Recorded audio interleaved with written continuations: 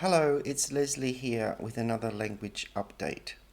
So the truth is that it's a little bit difficult for me to make this video today because my motivation is a little bit off.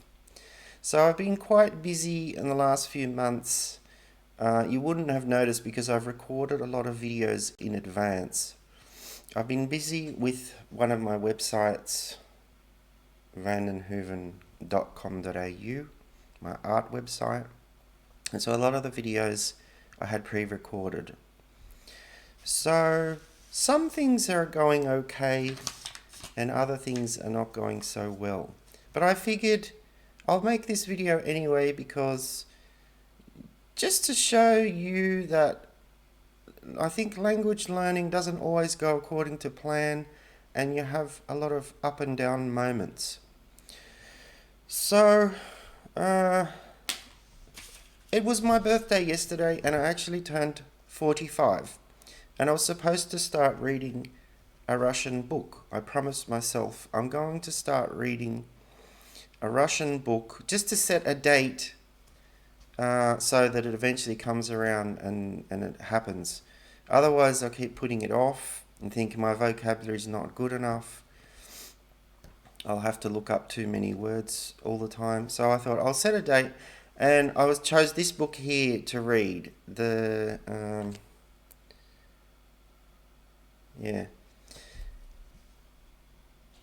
what's happened is this weekend my phone broke. So I'm not able to look up words very easily. I'm going to show you my phone. It's totally trashed. So that's the green screen of death that I get on my phone. So I won't be able to actually start reading this book yet because it's going to be too until I get another phone. I know it's going to be a pain in the ass. You know, a few paragraphs in, I'll come onto a word and I won't know what it is and I won't be able to look it up on my phone. So I'm not even going to start that yet. The good news is I have watched some series since the last update. I have watched, well, first off, I've been focusing on Finnish language, the Finnish language a little bit more. I finished the Finnish tree. I finished the Finnish Duolingo tree, and I did that 3 times. So you can do it a maximum of 5 times, I think, or 5 or 6 times. I did it once, and then I thought this is going well, and then I did it again, and then I thought I'm going to keep going with this, and I did it a 3rd time, and then it was starting to get a little bit tedious and boring, so I've pretty much left it at 3. And what else? I'll come back to my Finnish language learning in a minute. I have watched since the last time the series Doc in Italian, a couple of seasons of that. Il Cacciatore, which I felt was quite a good series about the mafia underworld, whatever, in Italy. I watched Il Processo, I think it is, Generation 56K. So I've watched quite a few Italian series, and during that time I had a break from Russian and I focused on Italian for a month or so, and then I went back to Russian and I watched Phantom and the show that Zelensky's in. Now, the funny thing is, with the show that Zelensky was in, I started watching it, got into about the 4th episode, and got a bit distracted, started watching something else. I came back to it, and actually, I think the show with Zelensky, I forget what it's called, but I think you know the one I mean. There's only one really famous show with him. Servant of the People, I think it's called.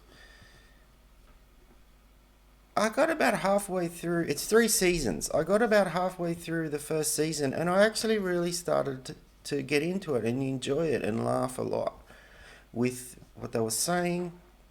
And I think it's a really good show, Zelensky's Servant of the People. So I finished that. I finished all 3 seasons of that, and it's quite complicated because it's all quite political. You know, it reminds me a bit of an old English show I can't remember the name of. Anyway, now I'm watching, at the same time I'm watching Ivalo, like Arctic Circle 2, and Helsinki Crimes. So I'm actually starting to watch some Finnish shows. I decided, because I seem to be progressing with Finnish rather well, I decided I'm going to keep going with that, because we do the things that we do well. We like to continue, and other things not so well, sort of put those off. So what I've decided to do is, originally I wanted to learn Japanese after all these languages, and then Finnish was lower on the priority. So what I've decided to do is bring Finnish up one notch on the priority, on my list of language priorities, and I'm putting Japanese down one. Well, it's the same thing, isn't it? I'm putting Japanese down one notch, because Japanese, for me, has not gone according to plan.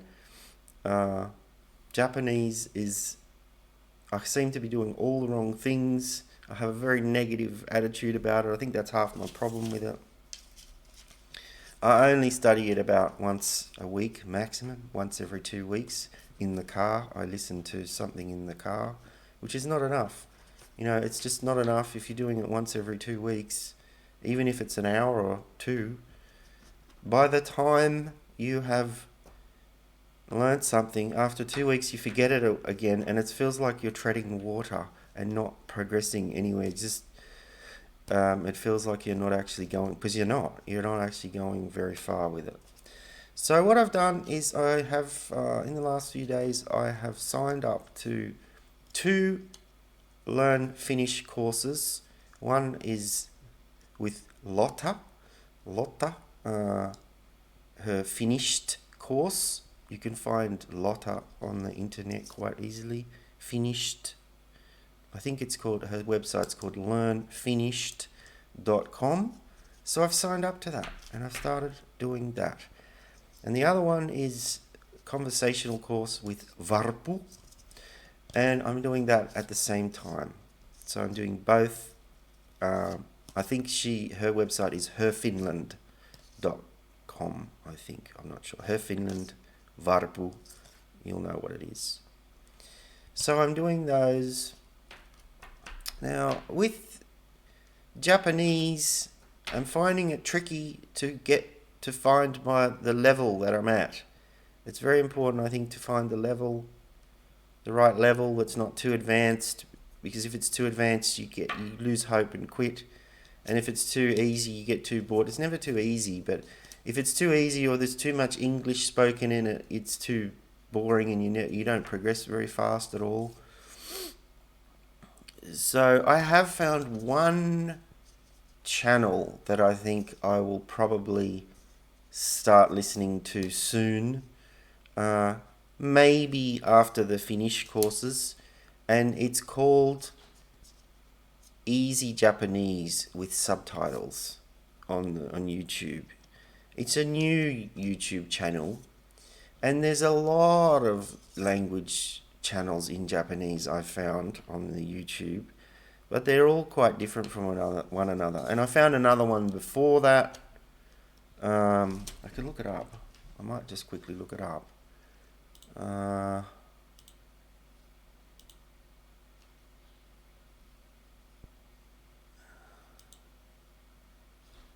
Oh, it's in hiragana.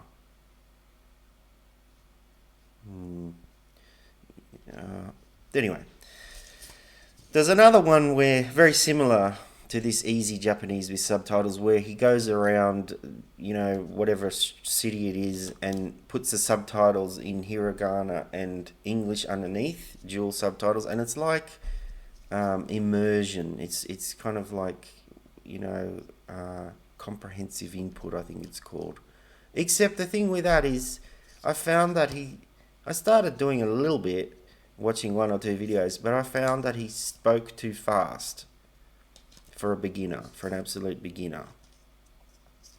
And that's the thing I'm finding, that Japanese people seem to all speak very fast. They don't know how to slow down for beginners. So there's this one that I found, Easy Japanese with Subtitles, is it's the only one that I can understand when I understand the words and everything.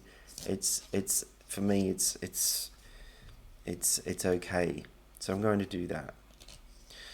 The other thing I think that's getting me a little bit down is, I was watching a lot of Russian television with Start, Premiere, STS, or CTC, whatever it is.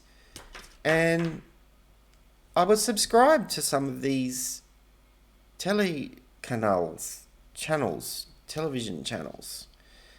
And now what's happened is, after the sanctions, I'm finding, of course, my credit card won't work.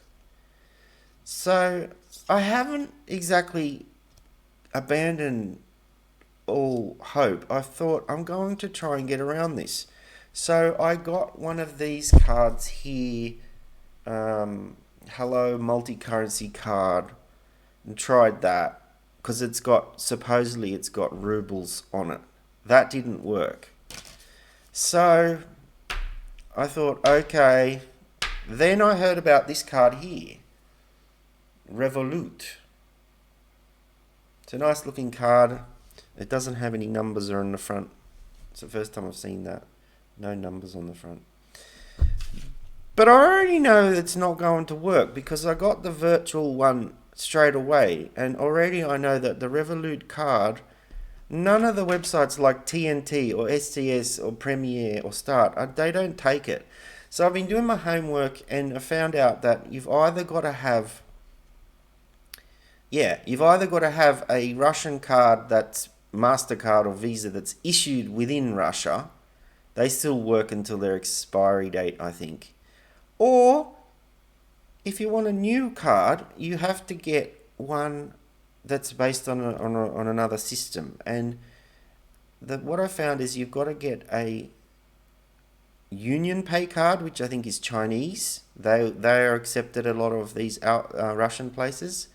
Union Pay. Or Mir. Mir, meaning peace in Russian. Mir cards are often taken as well. So the next step that I'm going to try and do is get my hands on a Mir or Union Pay card. I think I'd prefer Mir, just because it's Russian and not Chinese. So I'm not really sure what else to say today. Just that I have had some hurdles with the payments, and I'm trying to overcome it and everything, not quite give up. There's a lot of shows that I would like to continue to watch on, a lot of Russian shows that I would like to watch. I now have about 100 different, almost 100 series that I've gathered and compiled on this YouTube channel. So there's a lot to choose from there, and I have a little list. Somewhere is my list. I might quickly try and find my list. Oh yeah, here's my list. I have a very horrible list of, series that I'd like to watch. It's actually, so I've got Chikatilo. I haven't actually done that one yet. Rublovka. Identifikacja. President Zelensky I've already watched. Mir, Druzhba, Zhvachka. Correction and Punishment I started watching, but then I could only watch the first two. That's when I started realizing my payment's not going to work. And Epidemia Season 2, and then I've got some other languages here that I'm going to watch. I also watched this as well, Antidisturbios, because that's the Spanish one, and so as not to forget my Spanish, I've started to watch the odd Spanish show here and there because what I found happening was that I'm starting to think in Russian and not Spanish, and then the words come to me first in Russian, not Spanish, which is very odd for me. And then I actually have more trouble. It takes longer to think of a Spanish word, and I'm starting to mix up some Spanish words and end up speaking Russian. I don't know what you would call that. So I started to do some Spanish again. And what else? So there's some things on there. I'm going to watch Invisible Heroes before SBS takes it off. And I'm going to watch Inspector Rojas. And I'm going to watch Bastardi di Pizzafalconio in Italian. And the thing with that is, I was actually quite surprised. That's in Rai Play, Bastardi di Pizzafalconio. And I was actually quite surprised. It had no subtitles. And I actually started watching the start and I actually understood what's going on. Like, I could actually understand Italian. So I'm going to watch that as well, somehow. I don't know how I'll fit all those in. But there you go. So that's my plan. Of course, I've probably said I don't just sit there watching these series and not doing anything. I try to actively listen, actively comprehend what's being said, and match it up with the English subtitles or whatever subtitles they are, if they're there.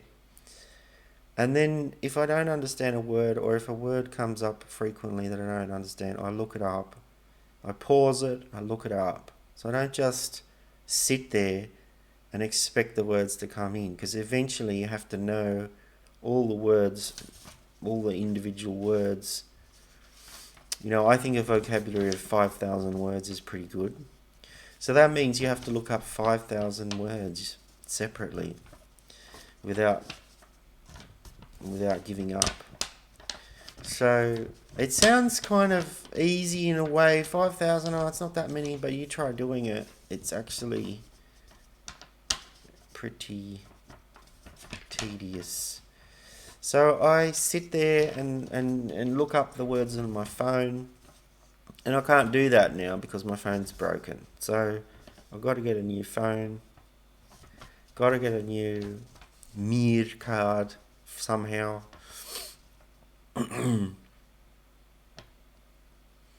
Anyway, the next update I do, I'm going to try and finish these. Well, I'm going to finish. I'm not going to try. I'm going to finish these Finnish courses that I enrolled in. And then I'll do another update after that, I think.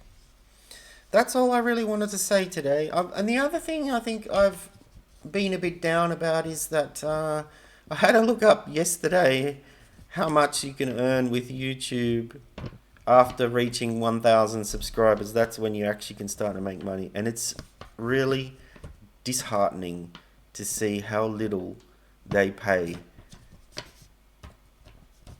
It's not even $1 per video. It's really pretty bad. So I'm thinking, that's the other thing. Yes, I'm thinking, what's going to be the future of this channel? And it's probably, I would like to start speaking in Russian. And I think that's maybe a good direction to take this channel. Because, especially after this war, I have a lot of things to say.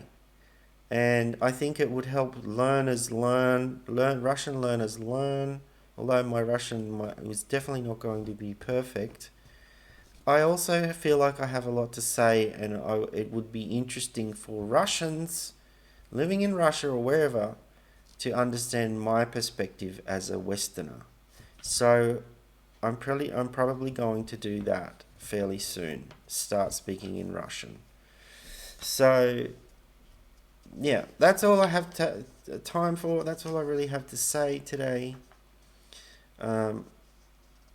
It's not the most positive video, but I want people to know that I don't think anyone finds it easy all the time to learn languages. and we have sort of barriers and hurdles.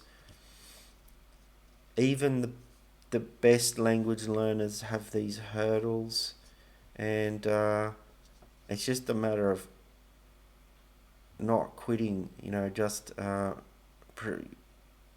what is the word? Продолжать. Continuing with it. Thanks for watching. Bye.